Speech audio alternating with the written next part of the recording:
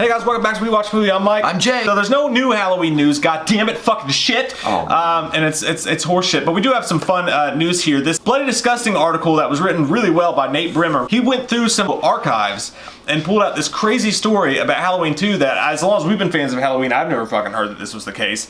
I heard about it, I just didn't tell anybody.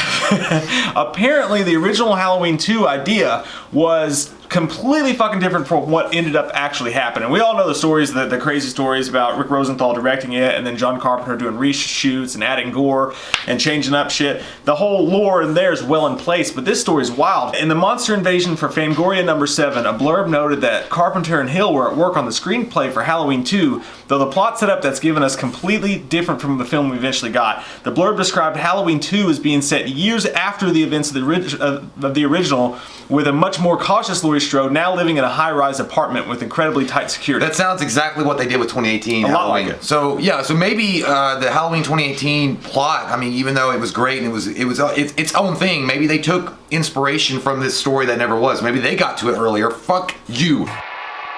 It actually does sound exactly like the 2018 Halloween. A tight security kind of, maybe she was dealing with PTSD in the original story of Halloween 2. Who knows? Well, it's crazy because for some reason when I hear that, I picture the building from Poltergeist 3. I picture Jamie at the very top of Carol Ann looking out and like barely being able to see, like Michael's just an ant. That's such a weird and Michael's movie. trying to stalk her, but she can't see him, so he gets pissed. That movie always, that Poltergeist 3 always feels like you like had three lines of acid and you're like, fuck. I know. Carol Ann, I don't know what's going on. Carol Ann. But yeah, and more to it, Deborah Hill also confirmed that they were originally planning to shoot the film in 3D.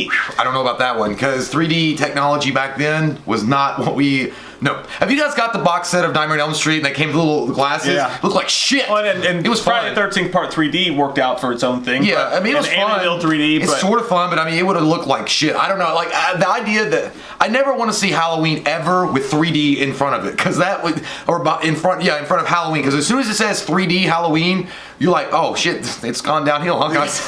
Well, today it comes with a negative connotation, but back then when it was still brand new, like it may not have. Now you remember the Patrick Lussier script that we did the script review of. You can check that out right here. We go through the whole script recap. Where's it at? That's my dick, man. Oh shit, I knew something smelled. You got that steak dick. You got that steak dick. It smells like guacamole. You know you can't stop smelling it? Come here and smell this. Yo, you gotta come over and smell this shit. Yo, come smell this. You gotta identify this. I don't know what it is. Excuse him. He has stink dick.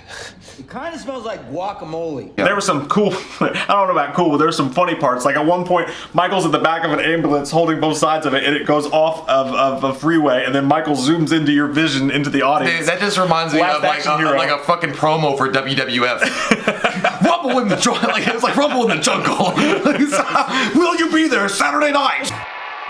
The reason why Halloween 2 works so well with what John Carpenter did for it was because it makes Halloween 1 one complete film. Like, it makes total sense that Michael, the fact that he's disappeared into the night, he would go immediately after Laurie like an unstoppable machine that is focused on one thing to kill her, and in the line or whatever. Having it set years later, I mean, you could play around the idea. It wouldn't make sense. Well, I mean, you could say Michael was recovering from his wounds like they did in Halloween 5. It was a year later, and he got fucked up, so he had to take a year. But even then, like, I'd be like, it would have arrested the momentum that they had going with Halloween 1. And I think that the idea that showing it years later and then she's in a different town, that makes sense that she would go through PTSD, because she kind of has it in Halloween 2 anyway, the original.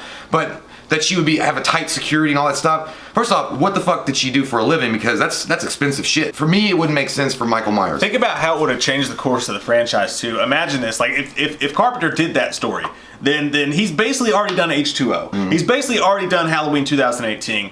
There's those two movies right there that I don't think would have been made, at least in the same way. Can you imagine if Dr. Loomis was like in a Die Hard scenario though? It's like Loomis is running around footless. He's like, oh, come to the party, it'll be a good time. Mind your business about fucking Holly. And they're like crawling through the fucking like broken glass and saying, why didn't you save him, John? Could you be dead too, asshole? But yeah, I mean, either way, yeah, John Carpenter, like, I'm glad that he went the way that he went, and he said no to this fucking entry. I mean, not that it's not like a bad idea. It's just, I don't think it would, I think John Carpenter was on the same wavelength that a lot of us is. It just doesn't work for the original vision of Michael Myers, and it makes total sense. Again, he got shot. He's obviously inhuman. He's not anywhere close to a human anymore. Loomis knows that. He's purely evil. He would stalk Laurie right to the hospital and fuck her up. But I totally agree that the best part about Halloween 2, and I like Halloween 2 a lot as a movie, so in the end, I wouldn't, if you like gave me the golden ticket and you were like, you can change time, I might. You talking last action hero, you can bring out any person you want.